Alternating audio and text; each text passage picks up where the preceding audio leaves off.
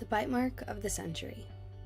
When riding on an airplane, you never question the safety procedures that the stewardess and pilot instruct you, because these procedures were written in order for you to remain safe during bad turbulence or even a potential crash. Things like the seatbelt sign or oxygen masks, even the emergency exit if necessary.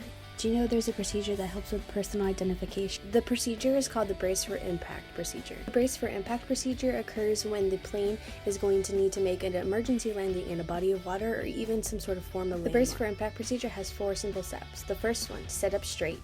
The second one, lean forward. The third one, putting your arms behind your head. And the fourth one, put your head between your legs and kiss your butt goodbye.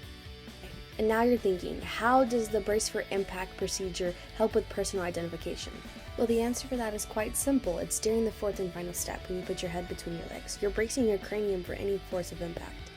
Because if you were to unfortunately not make it, we would be able to identify you by your dental records. This is a form of forensics that is called forensics odontology. Forensics odontology is a branch of forensic medicine that deals with teeth and their markings. With new sciences developing every day, people around the world learn new things. Like, for instance, the very first ever recorded criminal case that uses bite analysis, which is a method used in forensic odontology, happened right here just in the state of Texas. This case was called Doyle versus the state of Texas in 1954. Wait.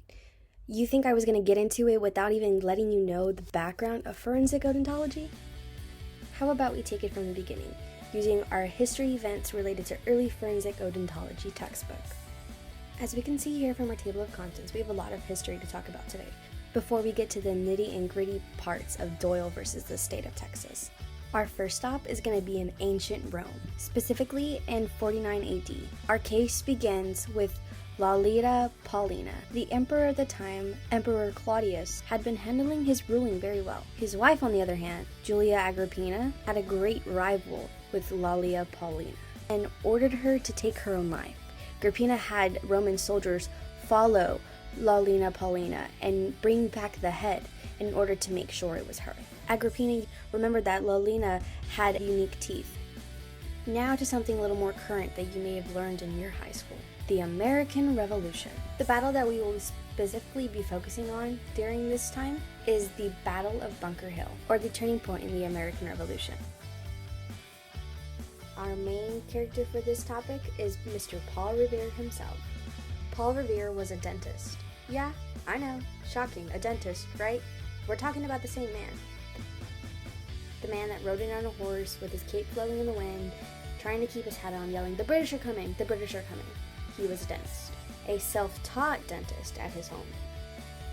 Little did Paul know that his soon hobby would become in great interest during the Battle of Bunker Hill when he became in disconnect with his friend Dr. John Warren. Dr. John Warren went missing during all the casualties of Battle of Bunker Hill, but he did remember that he had a unique artificial tooth which helped him relocate using forensic odontology. The moment we've been waiting for, Doyle versus the state of Texas. In 1954, a small town located in North Texas called Aspermont, Texas, an Oscar Peacock grocery store was robbed and burglarized. The suspect had entered the building with the idea of stealing money. He also invested time in eating a bunch of produce, food, and other things of that nature. With no suspects in mind, they went about their day.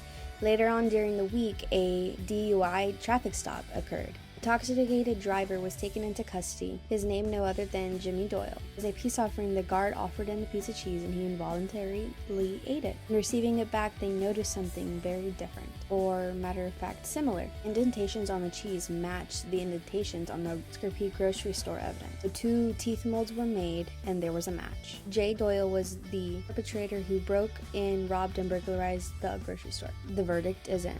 After a long trial, Doyle was guilty. All thanks to the help of forensic odontology. People around the world today learn new things because of sciences like this. All of this research wouldn't have been possible without the knowledge of studying textbooks and curiosity.